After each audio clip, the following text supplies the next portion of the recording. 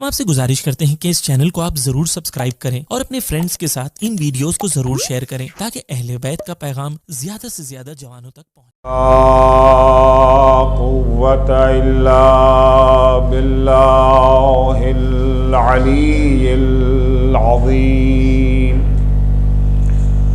أعوذ بالله من الشيطان اللعين الرجيم بسم الله الرحمن الرحيم الحمد لله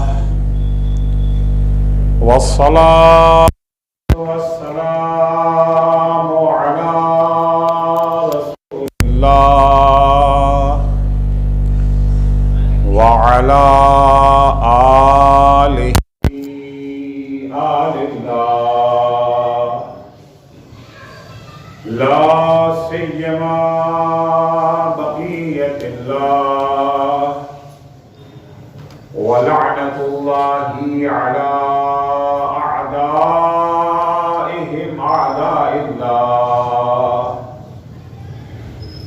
من يومنا هذا إلى لقاء الله أما بعد فقد قالت سيدة نساء العالمين فاطمة الزهراء سلام الله عليها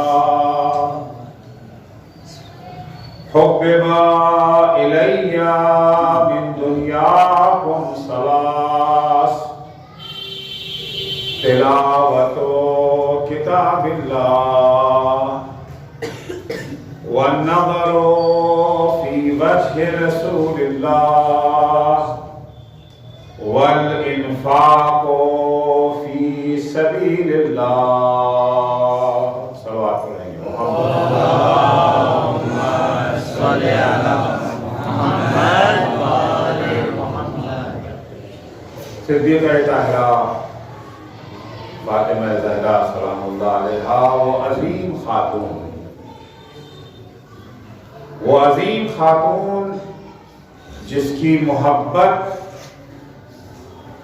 اور جس کی عداوت کامیابی اور ناکامیابی کا معیار اور کسوٹی ہے۔ نجات اسے ملے گی جس کے دل میں عشق فاطمہ ہے، جہنم اس کا مقدر ہے جس کے دل میں بغض فاطمہ ہے۔ بہت بڑی بات ہے، اللہ کی ایک ایسی کنیز جس کی محبت اور جس سے عداوت پورے دین کا مرکز و محور ہے۔ دین کا ہے کے لیے ہے، اسلام کس لیے ہے؟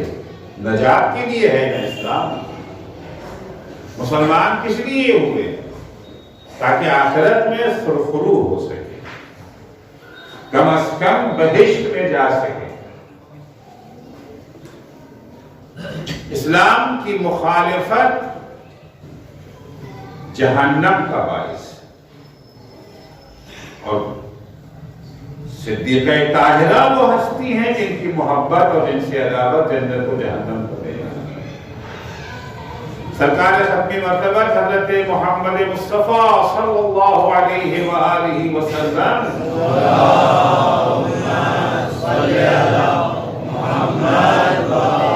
جناب سلمان کو خطاب کر کے ارشاد فرماتے یا سلمان من احب فاطمہ ابنتی، جو میری بیٹی فاطمہ سے محبت کرے گا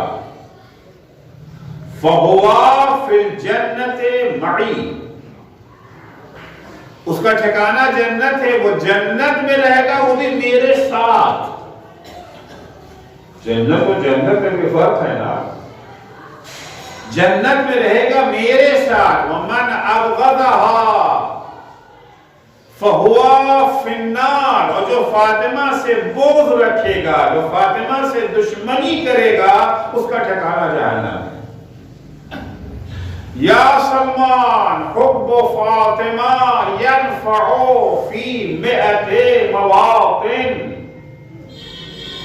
یہ سلمان فاطمہ کی محبت کو معمولی مت سمجھنا، 100 جگہوں پر فاطمہ کی محبت کام آئے گی. وہ مشکل گھڑیاں، وہ مشکل لمحات جہاں سب ساتھ چھوڑ دیں گے، کچھ کام نہ آئے گا، وہاں فاطمہ کی محبت کام آئے گی. یہ جو 100 مقامات ہیں کوئی آسان مقامات نہیں ہیں. پیغمبر نمونے کے طور پر چند ایک نمونہ پیش کرتے کہاں کہاں فاطمہ کی محبت کام آئی. کہتے ہیں اَيْسَرُ مِن تِلْكَ الْمَوَاطِنِ، یہ 100 جگہوں پہ جو فاطمہ کی محبت کام آئے اس میں سب سے آسان مقامات یہ ہیں، بقیہ اس سے مشکل ہیں، سب گھڑی ہے. کون کون سی؟ پہلا مرحلہ ہے الموت، مشکل گھڑی ہے موت کی. موت کے وقت فاطمہ کی محبت کام آئے. والقبر، دوسرا مرحلہ قبر کا ہے، قبر میں فاطمہ کی محبت کام آئے. والمیزان، جب نامہ اعمال تولے جا رہے ہوں گے وہاں پر فاطمہ کی محبت کام آئے گی. والصراط، جب پورے صراط سے گزر رہے ہوں گے، قدم قدم پہ ٹھوکر کھانے کا امکان ہے، اوندھے کو جہنم میں جانے کا خطرہ ہے، وہاں فاطمہ کی محبت کام آئے گی. والمحشر، میدان محشر میں فاطمہ کی محبت کام آئے گی. میدان محشر کا وہ عالم ہے، زمین جل رہی ہے، انسان ایک پیر رکھتا ہے اٹھاتا جل رہا ہے پیر، پیاس سے زبانیں باہر نکلی ہوئی ہوگی، کھوپڑی کھول رہی ہے گرمی سے، وہاں فاطمہ کی محبت کام آئے گی. والمحاسبہ، جس وقت اللہ حساب لے رہا ہوگا بندوں سے، وہاں فاطمہ کی محبت کام آئے گی. 100 مقامات ہیں جہاں فاطمہ کی محبت کام آئے گی. یا سلمان، یا سلمان، جس سے فاطمہ راضی ہو گئی. من رضیت عنہ ابنتی فاطمہ رضیت عنہ، جس سے میری بیٹی فاطمہ راضی ہو جائے گی اس سے میں راضی ہوں گا. ومن رضیت عنہ رضی اللہ عنہ، اور جس سے میں راضی ہو جاؤں گا اس سے اللہ راضی ہوگا. اب اگر یہ سمجھنا چاہتے کون رضی اللہ عنہ کے قابل ہے تو دیکھیے کہ فاطمہ کس سے راضی ہیں. جس سے فاطمہ راضی ہے اس سے پیغمبر راضی ہے، جس سے پیغمبر راضی ہے رضی اللہ عنہ، اللہ اس سے راضی ہو جائے.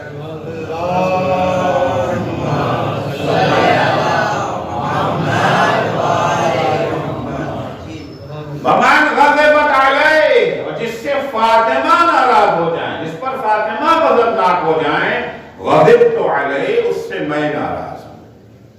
ومن غضبت علیہ غضب اللہ علیہ، اور جس پر میں غضبناک ہو گیا اس پر اللہ غضبناک ہو. تو اسے رضی اللہ عنہ نہیں کہا جا سکتا، اسے کیا کہیں گے؟ غضب اللہ علیہ. یا سلمان، وَيْلٌ لِمَنْ يَظْلِمُهَا وَيَظْلِمُ ذُرِّيَّتَهَا وَشِيعَتَهَا. اے سلمان، جہنم اس کا مقدر ہے جو فاطمہ پہ ظلم کرے گا، یا اولاد فاطمہ پہ ظلم کرے گا، یا شیعان فاطمہ پر ظلم کرے گا. تو فاطمہ کی شیعوں پر ظلم کرے گا، اس کے لیے بھی جہنم. کیا مقام ہے، کیا رتبہ ہے، کیا درجہ ہے صدیق طاہرہ.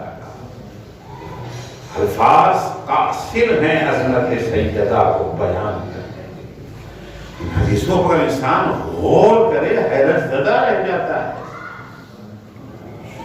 بظاہر فاطمہ نہ نبی ہے نہ امام، لیکن جو درجات اور مقامات سرور دو عالم نے بیوی کے بیان کیے ہیں،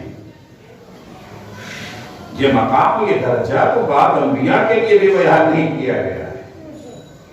جو صدیقہ طاہرہ کا درجہ ہے وہ فاطمہ فرماتی ہیں، حُبِّبَ إِلَيَّ مِن دُنْيَاكُمْ ثَلَاثٌ، فاطمہ کی محبت کوئی معمولی چیز تو نہیں نہ ہے.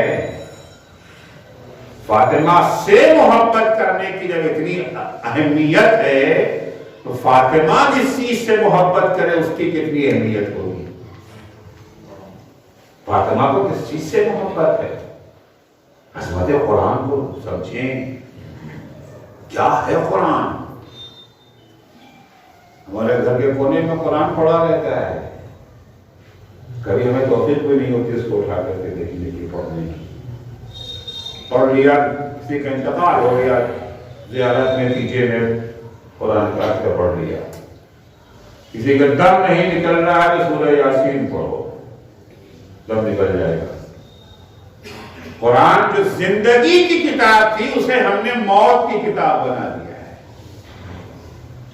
قرآن کتاب حیات ہے، کتاب موت نہیں. اسلام دین حیات ہے. قرآن مجید میں ارشاد ہوتا ہے یا ایھا الذین آمنوا استجیبوا للہ وللرسول اذا دعاکم لما یحییکم. اے صاحبان ایمان، جب تمہیں خدا اور رسول بلائیں اس چیز کے لیے جو تمہیں زندگی عطا کرتی ہے تو لبیک کہو. کیا مطلب ہے؟ پیغمبر کی کچھ دعوت وہ ہے جو زندگی عطا کرتی ہے، کچھ بہت جب زندگی والی بات کرے تو لبیک کو ورنہ مت کہو. نہیں، پیغمبر دعوت ہی دیتے ہیں زندگی کی. پیغمبر نے جتنی چیزوں کا حکم دیا ہے، جتنی چیزوں کی طرف دعوت دی ہے، وہ زندگی کے سوا کچھ ہے ہی نہیں. دین حیات ہے، دین زندگی. قرآن دین حیات ہے. بی بی فرماتے ہیں حبب الیہ من دنیاکم ثلاث. تین چیزیں ہمیں محبوب ہے سر فہرست: تلاوت و کتاب اللہ، اللہ کی کتاب قرآن کی تلاوت. کل میں نے عرض کیا تھا کہ قرآن کس لیے اللہ نے نازل کیا. مقصد نزول قرآن ہے کیا؟ مقصد نزول قرآن ہدایت ہے. ان ھذا القرآن یہدی للتی ہی اقوم. سب سے زیادہ جو سیدھا راستہ ہے، سب سے زیادہ جو مطمئن پرامن راستہ ہے، جہاں انحراف کا امکان نہیں ہے، اس راستے کی طرف قرآن نازل دیتا ہے. تذکیہ تھا کہ سب سے بڑی نعمت کیا ہے انسان کے لیے؟ ہدایت ہے. ساری نعمتوں سے بڑی نعمت ہدایت ہے. اگر انسان ساری نعمتوں سے محروم ہو جائے مگر ہدایت اس سے اگر مل گئی ہے، اس سے بڑا مالدار کوئی نہیں. سوکھی روٹی آدمی کھا رہا ہے، فاقے زندگی بسر کر رہا ہے، رہنے کے لیے چھپر بھی نہیں ہے، فٹ پاتھ پہ سوتا ہے، اندھا ہے، لنگڑا ہے، لولا ہے، سب کچھ ہے مگر ہدایت یافتہ ہے. مگر ہدایت یافتہ ہے. ٹھیک ہے، ہماری دنیا کے اسلام مخالف نہیں ہے، لیکن اس کی اتنی قیمت نہیں جس کی خاطر انسان ہدایت کو قربان کرتے. آپ دیکھیں اس وقت امیر المومنین کے سر پہ ضربت لگی ہے. مال دنیا میں سے کیا ہے علی کے پاس؟ مولانا نے خود جو خط لکھا ہے عثمان بن حنیف میں لکھا ہے ما نلت لی من الارض شبرا. میں نے اپنے لیے ایک بالش زمین بھی حاصل نہیں کی. میں نے تمہاری دنیا میں سے فقط 2 سوکھی روٹیاں لی ہیں، 2 بوسیدہ کپڑا، بس سلام. کچھ نہیں لیا میں نے. کچھ نہیں ہے علی کے پاس. 2 بوسیدہ کپڑا، 2 سوکھی روٹیاں. من دنیاکم قد اکتفا من دنیاکم بتمرے ومن طعمہ بقرصے. تمہاری دنیا میں سے فقط 2 بوسیدہ کپڑا اور کھانے میں سے 2 روٹی، بس سلام. لیکن جب وہ علی دنیا سے جاتا ہے تو کیا کہتا جاتا ہے؟ فزت ورب الکعبہ. رب کعبہ کے قسم علی کامیاب جا رہا ہے. کیوں؟ اس لیے کہ علی کے پاس نعمت ہدایت موجود ہے. علی صرف ہدایت یافتہ نہیں ہے، ہادی بھی نہیں. علی ایک وہ ہوتا ہے خود اس کو ہدایت مل گئی نہیں. علی صرف ہدایت پانے والوں میں شمار نہیں ہوتے ہیں. علی وہ ہستی ہے جسے اللہ نے ہدایت کرنے کے لیے بھیجا ہے. قرآن کتاب ہدایت ہے. سب سے بڑی نعمت ہدایت، اور سے بڑی فضیلت ایک انسان کے لیے یہ ہے کہ وہ ہدایت کا کام انجام دے. سب سے بڑا کام یہی ہدایت کا کام ہے. افسوس یہ ہے کہ وہ حضرات جو ہدایت کے عمل میں ہیں ان میں سے اکثر اس کی قدر و قیمت سے واقف نہیں ہے. یہ ممبر کون سی جگہ ہے؟ کاہے کا کام یہاں سے ہوتا ہے؟ یہ ممبر ہدایت ہی کی جگہ تو ہے نا. ممبر پر آنے والا خطیب، ذاکر، عالم، اس کا کام کیا ہے؟ ہدایت ہی تو ہے، اس کے علاوہ کچھ اور کوئی کام ہے؟ ہدایت ہے. مگر ممبر پہ آنے والوں کو اپنے عمل کی قیمت نہیں معلوم، البتہ سامعین کو بھی نہیں معلوم، سامعین کو بھی نہیں معلوم. کہتے جی ذاکر سے، خطیب سے مجلس کا وعدہ لیتے آپ کو مجلس پڑھنے آنا ہے تو پوچھتے کیا دیں گے آپ؟ کیا دیں گے؟ ان کا کہنا نہیں یہ تو کم ہے. بارگیننگ اس طریقے سے ہر چیز میں ہوتی ہے. البتہ ابھی ہمارے ہندوستان میں یہ بیماری کم ہے مگر آ گئی ہے. مگر یہ بیماری اور تو مومنین نہیں پوچھتے ہیں. صاحب کا فون آیا ہمارے پاس، مولانا خمسہ پڑھنا ہے. تاریخ میں دیکھا، خالی سے دیکھا، آ جائیں گے. کہ مولانا کیا ہدیہ لیں گے آپ؟ میں نے کہا ہدیہ پوچھ رہے ہیں یا قیمت؟ آپ صاحب بات کیجئے نا، تو پوچھ رہے ہیں تو اجرت دینا چاہتے یا ہدیہ؟ اگر ہدیہ دینا چاہتے، ہدیہ پوچھا نہیں جاتا. ہدیہ پوچھا جاتا ہے، گفٹ ہے نا. ہدیہ یعنی گفٹ. گفٹ دینے والے کی جو حیثیت ہوتی ہے اپنی حیثیت کے لحاظ سے دیتا ہے گفٹ. ایک پھول بھی دے دیا وہ بھی گفٹ ہے، کارڈ دے دیا، محل دے دیا وہ بھی گفٹ ہے. الہدیۃ بقدر مہدیہا، جو دینے والا اس کی حیثیت کیا ہے؟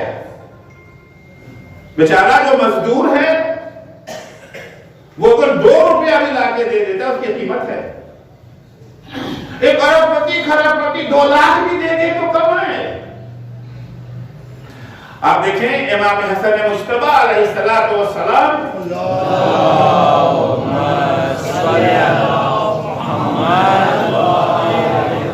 ایک راستے سے جا رہے تھے. راستے میں کچھ غریب مزدور بیٹھے کھانا کھا رہے تھے. اب روایت کا لفظ ہے فقیر، فقراء. اردو کا فقیر الگ ہے، عربی کا فقیر الگ ہے. اردو میں فقیر کہتے ہیں بھکاری کو، بھیک مانگنے والے کو. عربی میں بھکاری کو سائل کہا جاتا ہے، فقیر نہیں. فقیر اسے کہتے ہیں جو غریب ہے، جسے ہم غریب کہتے ہیں. تو غریب ہونا اور ہے، بھکاری ہونا اور ہے. غریب ہے بیچارے، مزدور طبقہ ہے، لیبر طبقہ ہے. روز کمایا روز کھایا، روز کی کمائی بھی روز کے کھانے کے برابر اب آج کل تو نہیں ہوتی ہے. ماشاءاللہ ہماری اچھی سرکار نے اتنے اچھے اسباب فراہم کر دیے ہیں، قیمتیں اتنی اوپر جا چکی ہیں آسمان کے اوپر کہ بیچارہ جو کچھ کماتا ہے اس میں اس کا خرچہ بھی پورا. غربا ہے، بیٹھے ہوئے کھانا کھا رہے ہیں. دوپہر کا وقت ہے، کام کر کے تھکے ہوئے دسترخوان لگائے بیٹھے کھانا کھا رہے ہیں. امام وہاں سے گزرے، انہوں نے دعوت دی، مولا بسم اللہ تشریف لائیے. اچھا، اسلام کی ایک اہم تعلیم یہ ہے کہ دعوت المومن لا ترد. اگر مومن آپ کو دعوت دیتا ہے تو انکار مت کیجیے. اگر مستحب روزہ رکھے ہوئے ہیں تب بھی انکار نہ کیجیے. ہمارا روزہ کیسے چلے جائے؟ نہیں چلے جاؤ. کا روزے کا کیا ہوگا؟ کا روزے کا بھی ثواب ملے گا، مومن کی دعوت قبول کرنے کا بھی ثواب ملے گا. تو یہ کیا بات ہوئی؟ ابھی تو 12 ہی بجے میں، شام کو 6 بجے 6:30 بجے افطار کا ٹائم ہوتا ہے. ابھی 12 بجے کیسے ہو جائے گا؟ یاد رکھیے گا اللہ ثواب گھنٹوں پہ نہیں دیتا ہے، نیتوں پہ دیتا ہے. نیتوں پہ اللہ ثواب دیتا ہے. جو ثواب 4 رکعت نماز پڑھ کر کے ہے مسافر، وہی ثواب 2 رکعت پڑھ کر کے لے لیتا ہے. اور اگر کہیں مسافر مسجد میں آ کے 4 پڑھ لیا تو کچھ نہیں ملے گا. اللہ کی بندگی پر ثواب ملتا ہے. امام سے کہا مولا بسم اللہ، مولا آ کے بیٹھ گئے. ان کے ساتھ لقمہ کھایا. کھانے کے بعد کہا اچھا ہمارے گھر چلو, ہمارے گھر چلو, وہاں تمہاری دعوت. مولا سب کو لے کر کے اپنے گھر آیا, وہاں شاندار دسترخوان لگا. ائمہ علیہ السلام کا خود کا کھانا اور ہوتا تھا, مہمانوں کا کھانا اور ہوتا تھا. زبردست دعوت کیا, وہ اچھے اچھے کھانے کھلایا بھی اور پیک کر کے گھر والوں کے لیے بھی دیا, اور ڈھیر سارا تحفہ دیا. اب ہوتے ہیں بعض لوگ نا کہ خود تو کوئی کار خیر کرتے نہیں ہیں, دوسرے کے اگر کار خیر کرتے ہیں اسے برداشت نہیں ہوتا.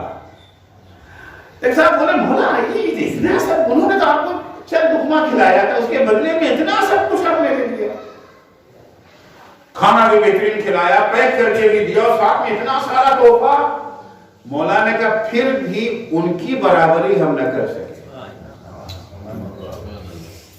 پھر بھی ان کی برابری ہم نہ کر سکے. مولا انہوں نے تو سکی روٹی کھلائی تھی آپ کو, آپ کہتے ہیں ہاں ان کی برابری نہیں ہو سکی, کیونکہ ان کے پاس جو تھا سب انہوں نے پیش کر دیا. ہم نے سب نہیں دیا ہے, کچھ انہیں دیا ہے. تو ہر شخص کا تحفہ اس کے اپنے حساب سے ہوتا ہے.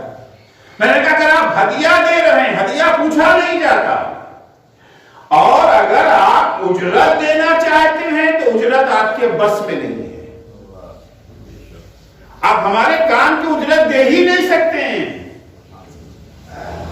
آپ کو پتا ہے اس عمل کی اجرت کیا ہے اپنی.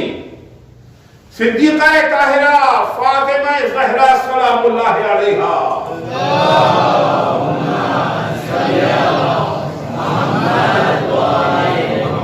معصومہ کی خدمت میں خاتون آئیں.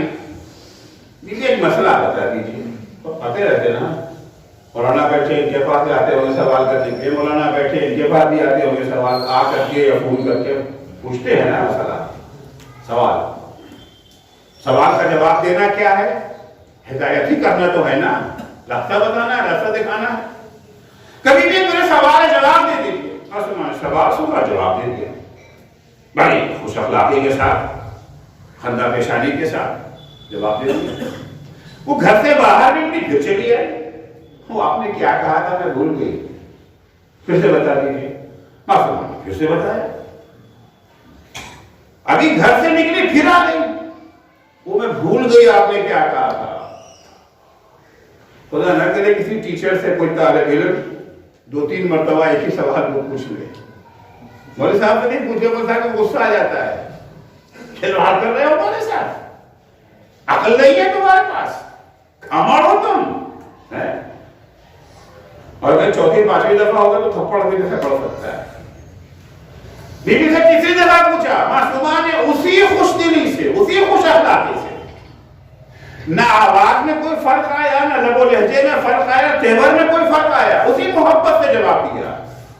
گئی پھر چلی آئی, 10 مرتبہ اسی طرح سے جاتی رہی آتی رہی, جاتی رہی آتی رہی.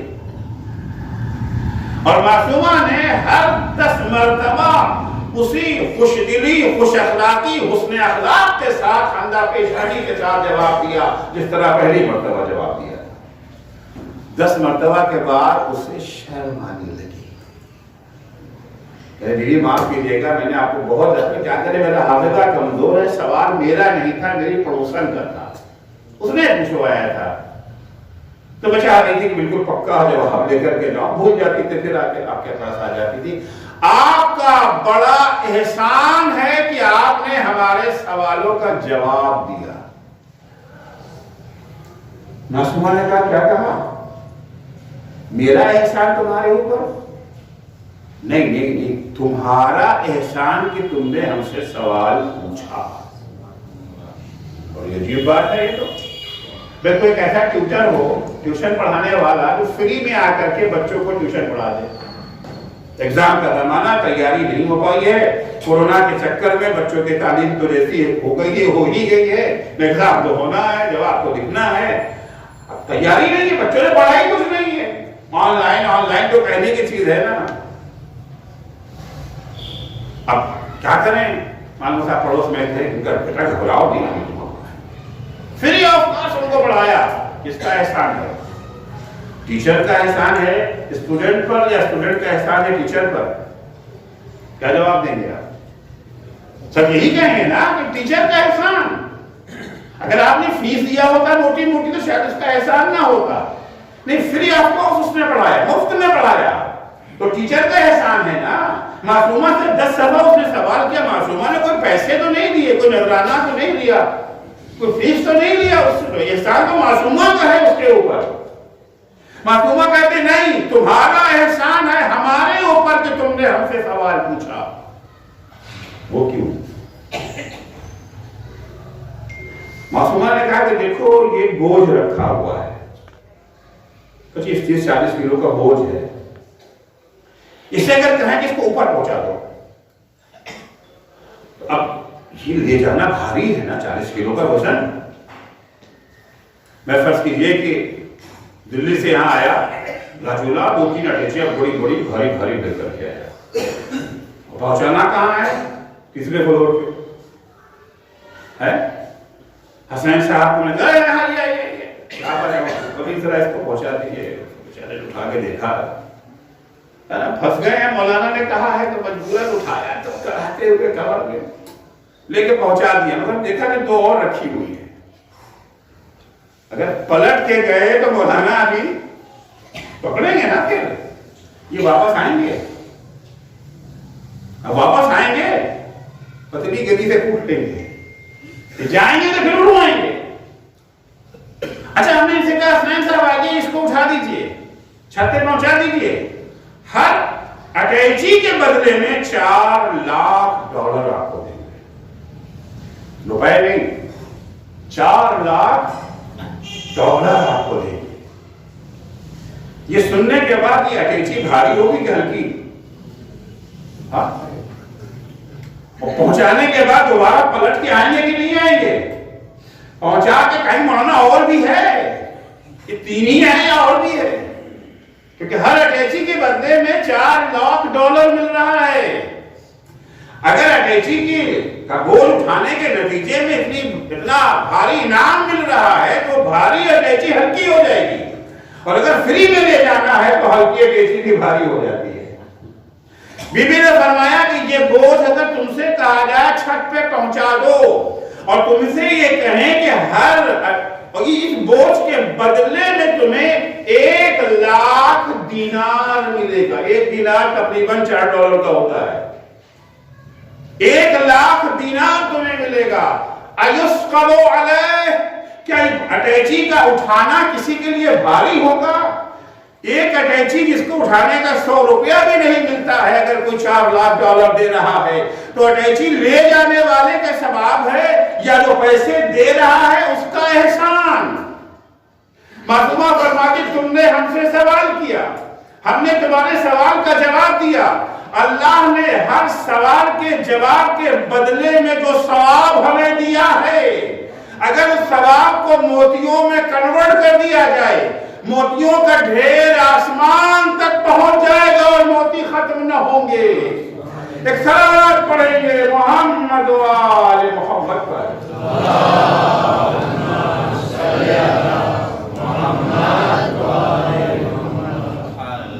یہ ہدایت ہے. ہدایت کی کام کتنا قیمتی کام ہے، دنیا میں اس سے بڑا قیمتی کام کوئی بھی نہیں ہے. سب سے قیمتی کام ہدایت کا ہے.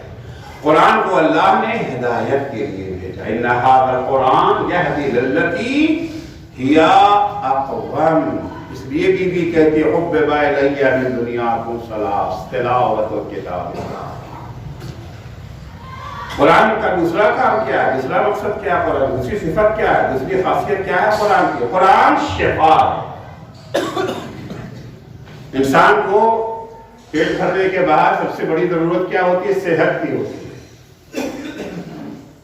بیمار اگر ہے اپنی ساری دولت قربان کر دیتا ہے علاج کے لیے. سب سے بڑی ضرورت انسان کی صحت ہے. بیماری ہے تو علاج چاہیے، شفا چاہیے. اللہ کہتا ہے یہ قرآن شفا ہے. جیسے جسم بیمار ہوتا ہے ویسے ہی روح بیمار ہوتی ہے.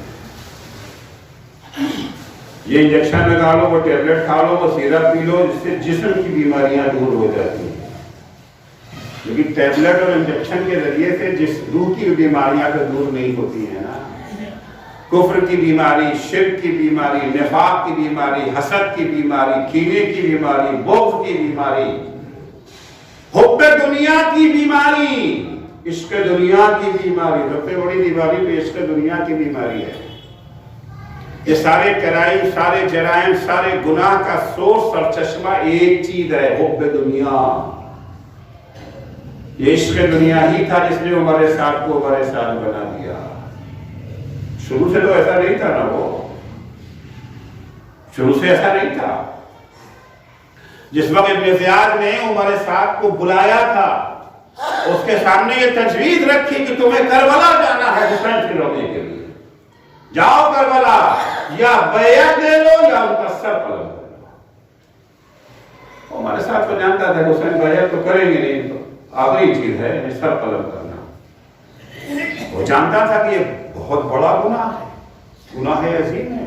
اس نے صاف انکار کرتے، نہیں وہ پاگل ہو گیا، دماغ خراب ہو گیا، میں کربلا جاؤں گا، حسین سے لڑوں گا، اپنے ہاتھوں کو فرزند زہرا کے خون میں رنگین کروں گا، ہرگز نہیں ہو سکتا۔ یہ اتنا بڑا گناہ، ابھی گناہ سمجھ رہا ہے اس کام کو، گناہ سمجھ رہا ہے اس کام کو۔ میں تو رہ جا رہا ہوں، مجھے یزید نے رہ کا گورنر بنایا ہے۔ ابن زیاد نے کہا پہلے کربلا پھر رہ، اگر کربلا نہیں تو رہ بھی نہیں۔ اگر تم کربلا نہیں جانا چاہتے ہو مت جاؤ، لیکن پھر رہ کی حکومت بھی نہیں ملے گی۔ یہ ہے امتحان کا موقع، روح سالم ہے یا بیمار، کہ عشق دنیا کی بیماری تو نہیں ہے۔ اگر حب دنیا کی بیماری ہے تو انسان ہر طرح کے گناہ کرنے کے لیے تیار ہو جاتا ہے۔ جہاں ہم نے یہ سنا کہ یار پہلے کربلا پھر رہ، چل اچھا مجھے ایک رات سوچنے کی مہلت دے دو۔ یہی غلطی کر گیا، پہلا غلط قدم یہی کر، سوچنا کیا ہے بھائی؟ آپ سے پوچھا جائے ابھی دن ہے یا رات، تو آپ کیا کہ مجھے سوچنے کا موقع دیجیے، سوچ کے بتاؤں گا کہ دن ہے کہ رات، وہ معلوم ہے کہ رات۔ اگر سورج چمک رہا ہے تو معلوم ہے کہ دن ہے، سوچنا کیا ہے وہاں پر؟ بات بالکل آیا ہے، کلیئر ہے بات، قتل حسین گناہ عظیم ہے۔ اس گناہ کے مقابلے میں دنیا کی کوئی دولت نہیں ٹک سکتی۔ سوچنا کیا ہے؟ جہاں انسان ایسے موقع پر فوری فیصلہ نہیں کرتا ہے، وہاں شیطان کے لیے دروازہ کھول دیتا ہے۔ دروازہ کھل گیا، شیطان گھر آیا۔ عمر صاحب کے بیٹے کی روایت ہے کہ میرا باپ رات بھر صحن خانہ میں گھر کے آنگن میں ٹہلتا رہا، رات بھر سوچتا جا رہا اور زیر لب بڑبڑاتا جا رہا ہے۔ اسی کا ایک شعر ہے، وہ شعر پڑھتا جا رہا ہے، اترک الرأی ورأی منیتی ہم ارجع بقتل الحسین مذموما۔ میرے سامنے دو راستہ ہے، یا میں کربلا جا کر کے حسین کو قتل کروں، اپنے ہاتھ کو فرزند زہرا کے خون میں آلودہ کر لوں، اور یا رہ کی حکومت کو ٹھوکر مار دوں۔ دو ہی کام ہے، تیسرا راستہ نہیں ہمارے پاس ہے۔ اترک الرأی، اب کیا کروں فیصلہ؟ رہ کی حکومت کو ٹھوکر مار دوں، اترک الرأی رہ چھوڑ دوں، والرأی منیتی رہ تو میرا خواب ہے۔ بہت لوگوں کو اپنے خواب کو پورا کرنے کا بڑا شوق ہوتا ہے، خواب پورا کرنے کے لیے حرام اور حلال کی قید بھی ختم ہو جاتی ہے، اچھے اور برے کی تمیز بھی ختم ہو جاتی ہے۔ خواب پورا کرنا، اور رأی منیتی رہ تو میرا خواب ہے۔ ام ارجع بقتل الحسین مذموما، دو راستہ ہے میرے لیے، رہ کی حکومت کو ٹھوکر مار دینا یا کربلا جا کر کے حسین کو قتل کر دینا۔ رہ کی حکومت میرا خواب ہے، قتل حسین نے اگر ہاتھوں کو آلودہ کر لیا تو قیامت تک لعنت کا طوق میرے گلے میں پڑ جائے گا۔ میں کیا کروں؟ رہ کی حکومت کو ٹھکراؤں، جبکہ رہ کی حکومت میرا خواب ہے، یا کربلا جا کے حسین کو قتل کر کے لعنت کا طوق قیامت تک کے لیے اپنے گلے میں ڈالوں۔ پریشان ہے، یہ کروں کہ یہ کروں، یہ کروں کہ یہ کروں۔ جان ابھی بھی جا رہا ہوں کہ قتل حسین گناہ ہے، معلوم ہے مجھے کہ قتل حسین یعنی قیامت تک کے لیے لعنت کا طوق میرے گلے میں پڑ جائے گا۔ نہیں ہے، ناواقف نہیں ہے، جانتا ہے نا حسین کو. ہم نے بھی کتاب میں پڑھا ہے کہ پیغمبر نے فرمایا کہ حسین منی وانا من الحسین ھذا حسین فاعرفوہ. اس نے تو اپنے کانوں سے سنا تھا، اپنی آنکھوں سے دیکھا تھا کہ رسول دوست پہ اپنے جو حسین کو بٹھائے ہوئے کہہ رہے ہیں کہ ھذا حسین فاعرفوہ. تو اپنی آنکھوں سے دیکھا تھا نا بھائی. ہم نے تو سنا ہے، ہم نے تو پڑھا ہے. سننا اور پڑھنا کہاں، اپنی آنکھوں سے دیکھنا، اپنے کان سے سننا کہاں. وہ اچھی طرح جان رہا ہے. لیکن حب دنیا اور رأی منیت کی ریت میرا خواب ہے، یہ خواب پورے کرنے کے حوث. صبح ہوتے ہوتے شیطان سوار ہو گیا. شیطان سوار ہو گیا تو شیطان خود سے سوار نہیں ہوتا جب تک ہم سواری نہ دیں اسے. ہم سواری دیتے ہیں تو وہ سوار ہوتا ہے، ورنہ شیطان میں اتنا دم نہیں ہے کہ ہم پر سوار ہو سکے. شیطان میں اتنا دم نہیں ہے. ہم لوگ خامخواہ شیطان کو بدنام کرتے ہیں. ارے وہ کم بخت شیطان نے بہکا دیا، وہ کم بخت شیطان نے بہکا دیا. قیامت کے دن بھی یہی ہوگا. سورہ ابراہیم اٹھا کے دیکھیں، قرآن نے پورا نقل کیا ہے. قیامت کے دن محشر میں جو فیصلہ ہو جائے گا، محمد عسکری تم نے بڑے جھوٹ بولے، جاؤ جہنم میں. تم نے غیبت کیا ہے، جاؤ جہنم میں. تم نے لوگوں کا حق مارا ہے، جاؤ جہنم میں. تم نے منبر پہ آ کے قوم کو گمراہ کیا ہے، جاؤ جہنم میں. فیصلہ ہو گیا نا. اب وہاں تو نہ رشوت چلے گی، نہ پارٹی بازی ہے، کچھ بھی نہیں ہے. نہ ہو گیا فیصلہ. اللہ کے حکم کے آگے کون بولے گا؟ جاؤ جہنم میں. اب جا تو رہے ہیں جہنم میں، مگر شیطان کو گالی دیتے اس کم بخت کی وجہ سے، اس ملعون کی وجہ سے آج ہمیں جہنم میں جانا ہے. یہ خبیث نہ ہوتا تو ہم جہنم میں نہ رہتے. سارے ہم نے گناہ اسی وجہ سے کیے. وہاں پر شیطان اپنا دفاع کرے گا. شیطان اپنا دفاع کرے گا، کیونکہ اللہ کی بارگاہ میں سب کو آزادی ہے اپنی بات کہنے کی. دنیا تو نہیں نہ ہے کہ ایک جو ہے جو چاہے بولے، دوسرے زبان بند. حق بھی بولتا ہے، اس سے جو ہے معافی منگوا لی جاتی ہے. ہم بیچارہ سر جھکا کے اپنی حق بات کو بھی واپس لے دیتا ہے. وہاں تو سب کو بولنے کا حق ہے. بولو اپنی بات کہو. وہاں پر شیطان کہے گا لما قضی الامر. قرآن نے نقل کیا لما قضی الامر قال الشیطان. جب فیصلہ ہو جائے گا اور لوگ شیطان کو برا بھلا کہنے لگیں گے تو شیطان اپنا دفاع کرے گا، اپنا ڈیفنس کرے گا. ارے کیوں، کیا بات ہے بھائی، مجھے کیوں برا بھلا کہہ رہے ہو؟ ان اللہ وعدکم وعد الحق ووعدتکم فاخلفتکم. قصہ تو یہ تھا نا، ایک وعدہ تم سے اللہ نے کیا تھا، ایک وعدہ تم سے ہم نے کیا تھا. ایک راستہ تمہیں اللہ نے دکھایا تھا، ایک راستہ تمہیں ہم نے دکھایا تھا. اللہ نے کہا تھا سچ بولو گے جنت میں جاؤ گے، جھوٹ بولو گے جہنم میں جاؤ گے. غیبت کرو گے جہنم میں جاؤ گے، مومنوں کا دفاع کرو گے جنت میں جاؤ گے. دوسروں کا مال لوٹ کے کھاؤ گے جہنم میں جاؤ گے، دوسروں کو کھلاؤ گے تو جنت میں جاؤ گے. ایک وقت ہم نے کیا کہا، ہم نے اس کا الٹا کہا. ارے میاں سچ بولو گے تو کاروبار کہاں چل سکتا ہے؟ بزنس کرنا ہے کہ نہیں کرنا ہے؟ امبانی تمہیں نہیں بننا ہے، اڈانی تمہیں نہیں بننا ہے. فقط حسرتی سے دیکھنا ہے ان لوگوں کو. اگر اڈانی امبانی بننا چاہتے تو جھوٹ تو بولنا پڑے گا، دھوکہ دھڑی تو کرنا پڑے گا، فریب تو کرنا پڑے گا، ملک کے ساتھ کھلواڑ تو کرنا پڑے گا. ایک راستہ اللہ نے دکھایا، ایک راستہ ہم نے دکھایا. اللہ تمہارا خالق، اللہ تمہارا مالک، اللہ تمہارا رازق، اللہ تم سے محبت کرنے والا. جتنا ماں باپ اپنی اولاد سے محبت کرتے اس سے زیادہ اللہ تم سے محبت کرتا ہے. اس کا وعدہ سچا. ہم کون تھے؟ ہم تو تمہارے دشمن تھے نا. اللہ نے بتا دیا تھا ان الشیطان لکم عدو فاتخذوہ عدوا. شیطان تمہارا دشمن ہے، تم بھی اسے دشمن سمجھو. مگر تم احمق، تم نے اللہ کی بات کو ٹھکرا کے ہماری بات مان لی. وما کان علی علیکم من سلطان. ہم نے تم سے زبردستی کوئی کام نہیں کروایا ہے. ہمارا کام ایک راستہ ہے. اگر ایک ہی راستہ تمہارے سامنے ہوتا، فقط ہمارا ہی راستہ ہوتا، تب تو تم ہمیں بدنام کر سکتے تھے. تمہارے سامنے تو دو راستے تھے. ایک راستہ دکھانے والا اللہ جو تمہارا دوست خالق مالک، دوسرا میں جو تمہارا دشمن.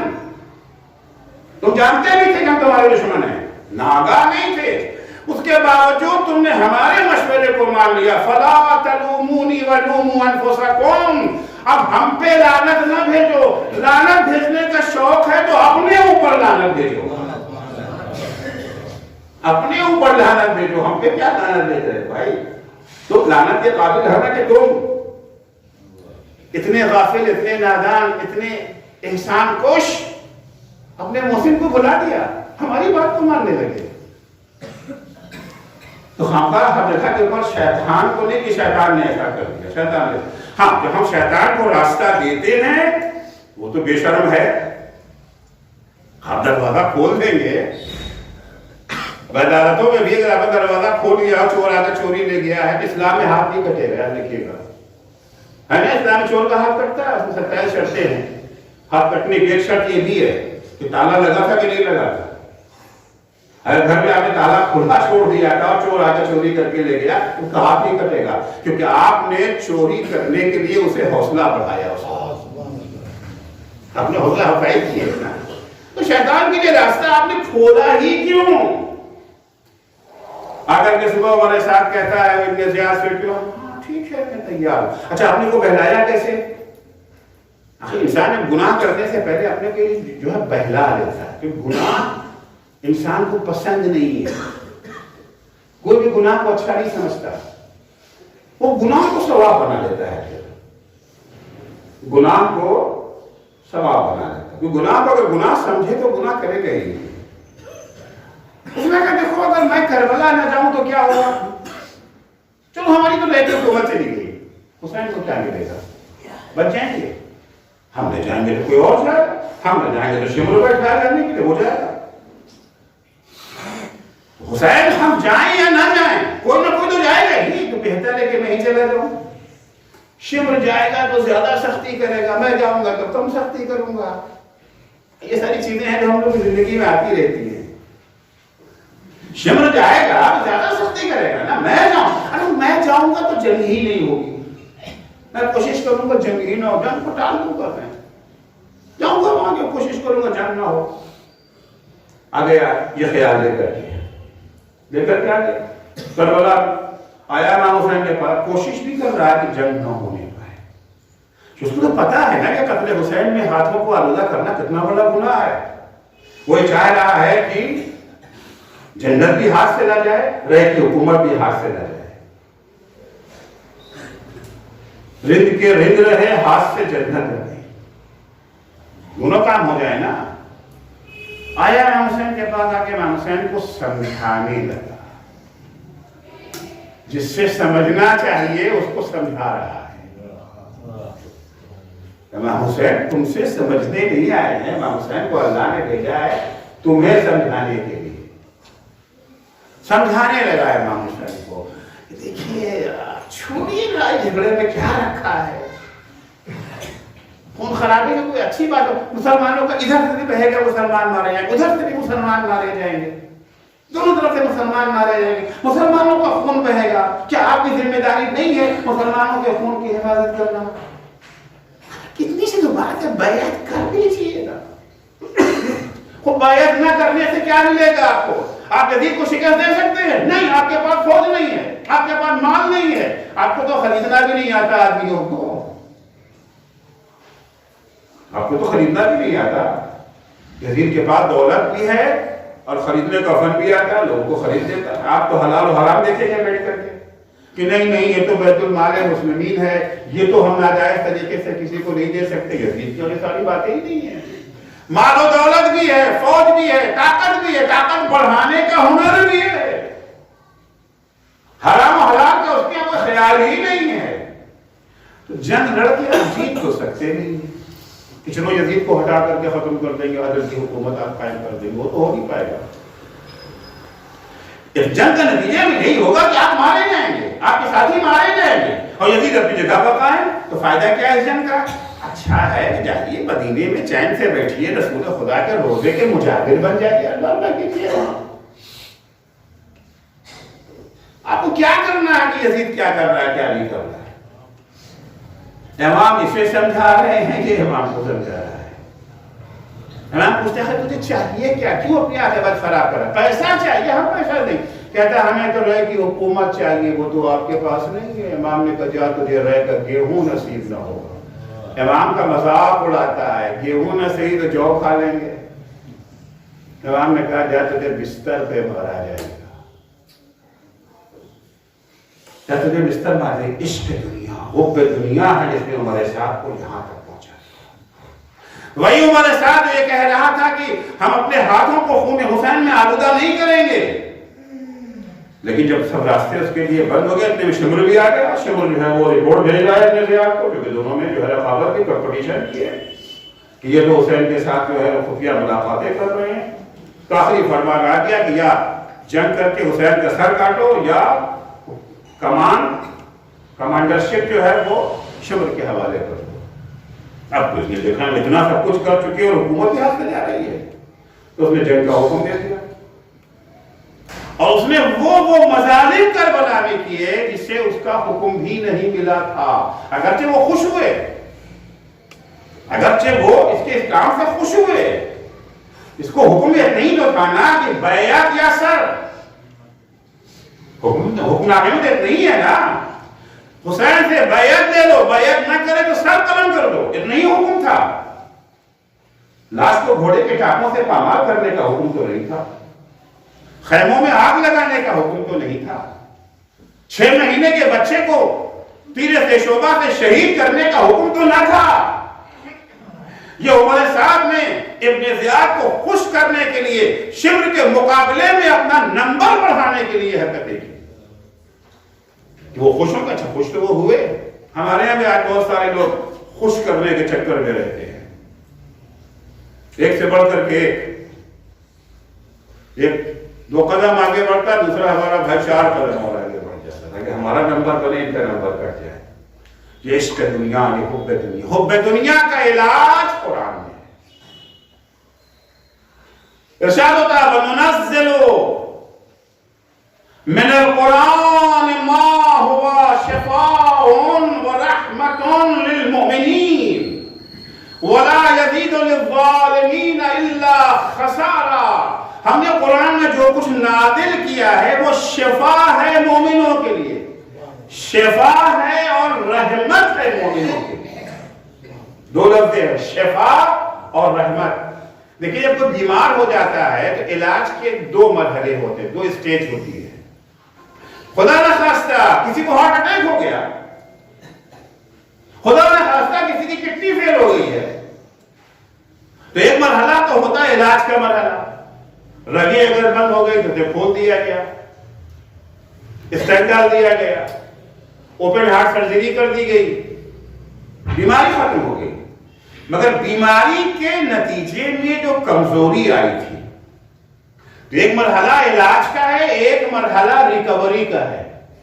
2 مرحلے ہوتے ہیں نا, ایک علاج ایک ریکوری. قرآن مجید شفا ہے, رحمت ہے, یعنی علاج بھی ہے اور ریکوری بھی ہے. بیماری بھی دور ہو جائے گی, بیماری کے نتیجے میں جو دوسرے سائیڈ ایفیکٹس پیدا ہوئے ہیں وہ بھی ختم ہو جائیں گے. وَنُنَزِّلُ مِنَ الْقُرْآنِ مَا هُوَ شِفَاءٌ وَرَحْمَةٌ. مگر یہ شفا کس کے لیے؟ سب کے لیے نہیں, للمؤمنین. یہ شفا اور رحمت ہے مؤمنوں کے لیے. مومن یعنی وہ افراد جو اس دوا کو کھا رہے ہیں. آپ فارمیسی کے مالک ہیں, آپ کے فارمیسی دوائیں بھری ہوئی ہیں, بیمار ہیں, دوا کھا نہیں رہے ہیں, تو کیا آپ ٹھیک ہو جائیں گے؟ ارے ہمارے گھر میں تو دوا کا ڈھیر لگا ہوا ہے, لاکھ دوا کا ڈھیر لگا ہو, لاکھ. آپ ایک فارمیسی کے 10 فارمیسی کے آپ مالک ہو, جب تک دوا کا استعمال نہ کریں گے تب تک آپ کی بیماری دور نہیں ہوگی. آپ قرآن گھر میں لا کر کے رکھ دیں, سجا کر کے قرآن کو لا کے رکھ دیں, بہترین چھاپ کا قرآن, بہترین کاغذ کا قرآن, بہترین غلاف اور جزدان میں لپیٹ کے آپ نے قرآن کو رکھ دیا ہے. جب تک قرآن کی تعلیمات پر عمل نہ کریں گے, قرآن پڑھیں گے نہیں, قرآن سمجھیں گے نہیں, تعلیمات پر عمل نہ کریں گے, تب تک شفا نہ ملے گی. شفا ہے, رحمت ہے, جس کے لیے؟ مومنوں کے لیے.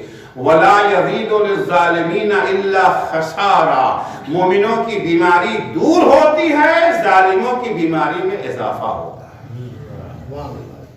ظالم کون ہوتا ہے؟ وہ جو قتل کرے وہی ظالم نہیں ہوتا ہے۔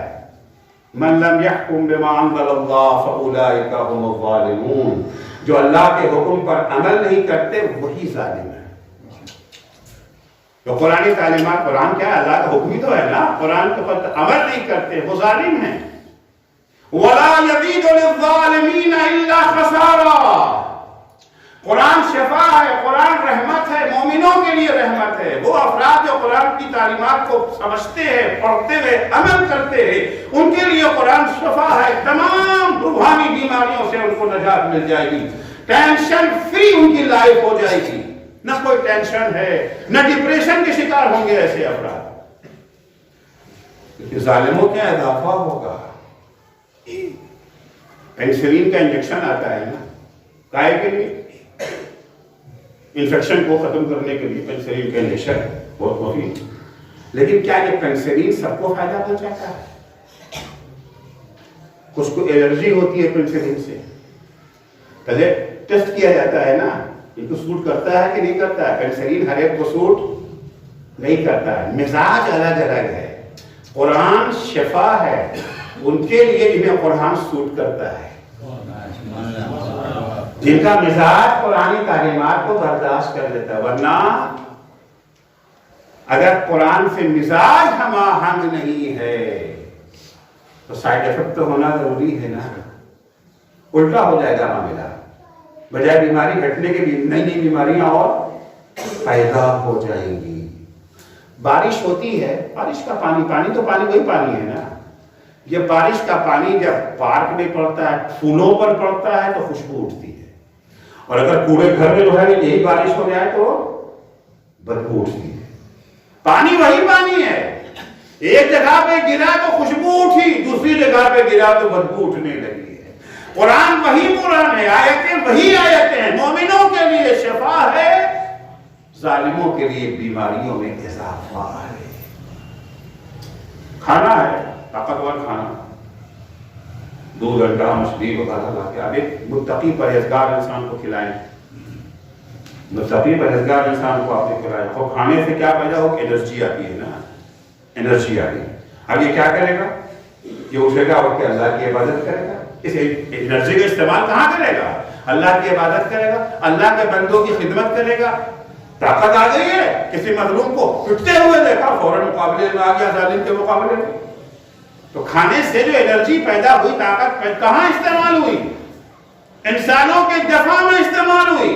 لیکن یہی کھانا اگر قاتل کو کھلا دیجیے، یہی کھانا اگر ظالم کو کھلا دی، کھانا وہی کھانا ہے، اسے جو انرجی ملی اسے وہ کرائم میں استعمال کرے گا، جرم میں استعمال کرے گا۔ تو قرآن وہی قرآن ہے، آیتیں وہی آیتیں ہیں، مومنوں کے لیے شفا اور رحمت ہے، ظالموں کے لیے خسارہ ہی خسارہ ہے۔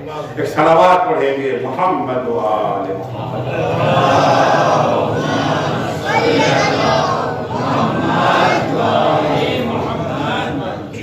گھڑی مت دیکھیے گا، میں بیٹھا ہوں آج 8:45 بجے، تو اپنا ٹائم تو پورا کریں گے نا۔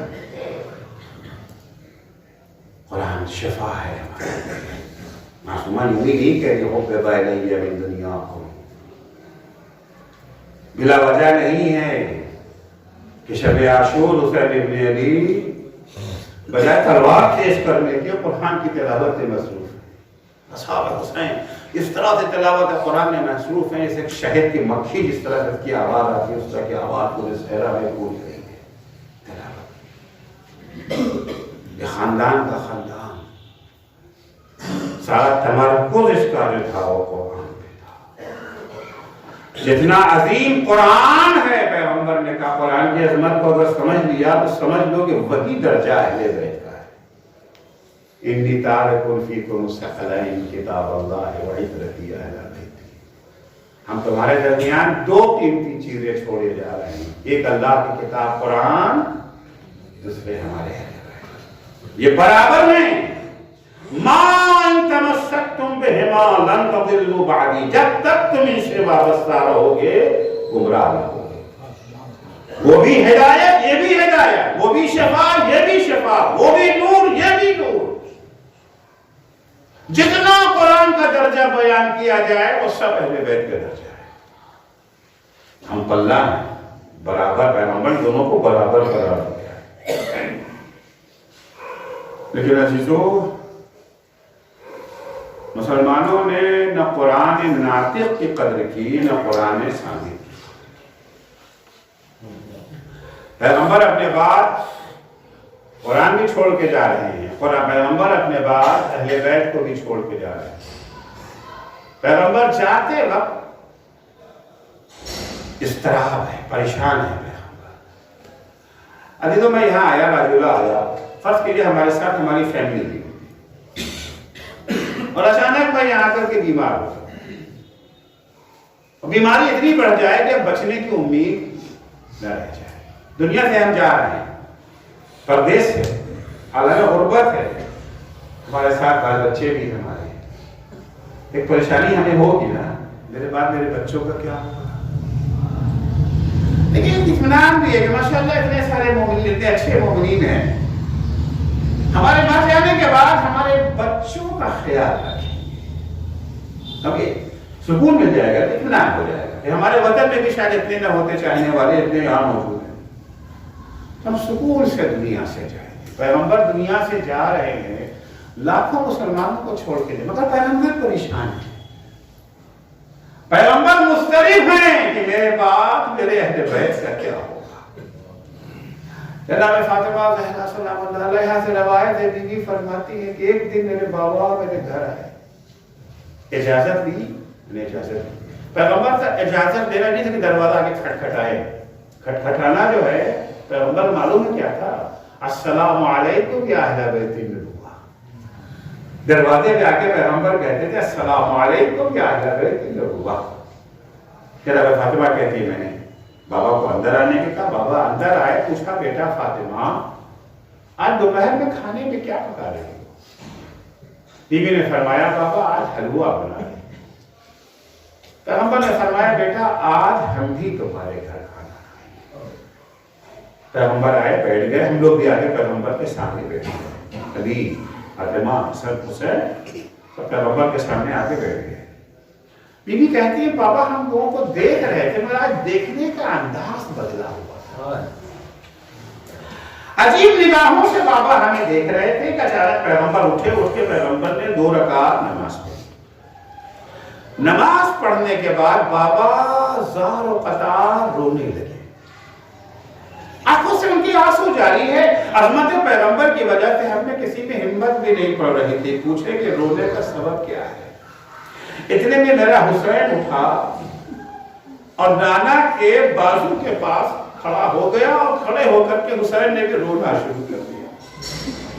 ابھی تو پیغمبر کو سب برداشت تھا، حسین کا رونا برداشت تھا. جیسے ہی حسین نے رونا شروع کیا پیغمبر نے حسین کو سینے سے لگایا. سینے سے لگا کے کہا میرے لال تم رو کیوں رہے ہو. کہا نانا آپ کو روتا ہوا دیکھ کر کے میں بھی رونے لگا. نانا آپ کیوں رو رہے تھے.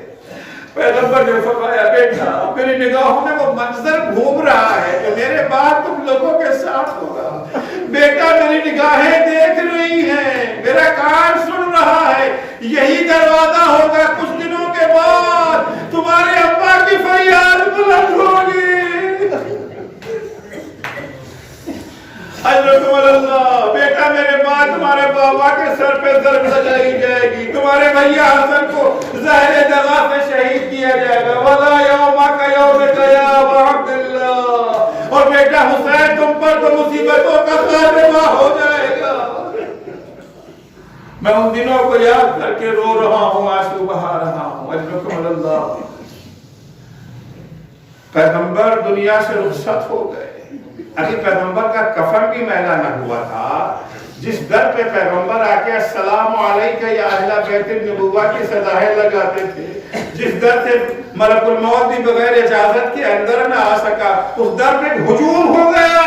آواز دی جا رہی ہے علی کو باہر نکالو ورنہ ہم گھر میں آگ لگا دیں گے. بڑی عظمت تھی فاطمہ زہرا کی، بڑا احترام تھا بیوی کا. بی بی دروازے کے پیچھے اسی لیے آئی تھی کہ بے حیا واپس چلے جائیں گے کہ فاطمہ گھر میں کسی نے کہا بھی کیا اس گھر کو آگ لگا دو گے جس میں فاطمہ رہتی ہے؟ جواب دینے والا کہتا وَإِن رہا کرے۔ عزیزوں کہنے پر اکتفا نہیں کیا گیا، دروازے پہ آگ لگا دی گئی۔ ارے ابھی دروازہ پوری طرح سے جلا بھی نہ تھا، دروازہ جلا بھی نہ تھا، ایک شقی نے دروازے پہ ایسی لاٹ ماری کہ دروازہ کھل گیا، دروازہ گرا، بی بی اپنا حجاب بچانے کے لیے دروازے کے پیچھے چلی گئی۔ پیچھے جانا تھا، ایک طرف دیوار ایک طرف دروازہ، در و دیوار کے درمیان فاطمہ کو اس طرح سے پیچھا گیا اور فاطمہ کی پسلیاں ٹوٹ گئی، ماں کے پیٹ میں بچہ شہید ہو گیا۔ فاطمہ کی آواز بلند ہوئی، یا فضہ خذینی الیک، اے فضہ میری مدد کو آؤ، ارے میرا بچہ شہید ہو گیا۔ اجلکم اللہ، فضہ آگے بڑھی، آگے دیکھا بیوی بے ہوش ہو چکی ہیں۔ جب فاطمہ کو ہوش آیا تو فاطمہ نے کیا دیکھا؟ فاطمہ کی آنکھوں نے کیا دیکھا کہ علی کی گردن میں رسے کا پھندا پڑا ہے، کھینچ کے لے جا رہے ہیں علی کو۔ فاطمہ سے دیکھا نہ گیا، اپنا دکھ بھول گئی، اپنی ٹوٹی پسلیوں کو بھول گئی، ہاتھ بڑھا کے علی کی ابا کا دامن پکڑ لیا، خلو ابا الحسن، میں علی کو جانے نہ دوں گی۔ اے عزیزو، ایک شقی نے فاطمہ کے بازو پر تالیانے کا بوار کیا، بنت زہرا دوبارہ بے ہوش ہو کے زمین پہ گر گئی۔ عزیزو، بظاہر جملہ میں اس تمام کر رہا ہوں، یہ وہ منظر تھا جو علی سے بھلائے نہیں بھولتا تھا، یہ منظر علی بھول نہیں پاتے تھے۔